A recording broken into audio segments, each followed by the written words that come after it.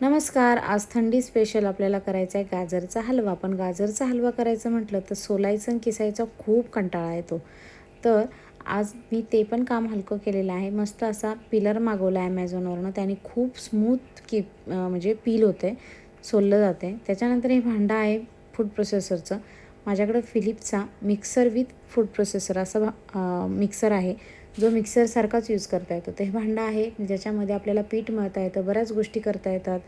तर त्याच्यावरती ही ब्लॅक कलरची प्लेट आहे, त्याला 2 प्लेट असतात अजून अटॅच करायला, एक स्लायसर आणि एक किसणी. तर मी आत्ता किसणी लावली.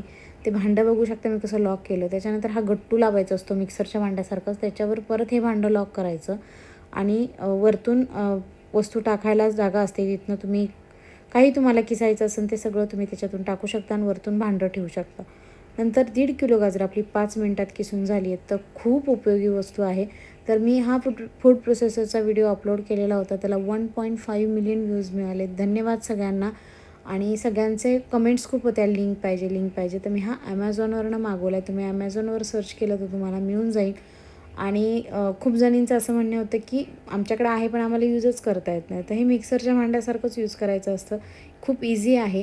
तुम्ही एकदा कळलं की तुम्ही सारखं यूज करसाल, कारण ह्याच्यामुळं खूप कामं कमी होतात आपली, सोपी होतात म्हणजे.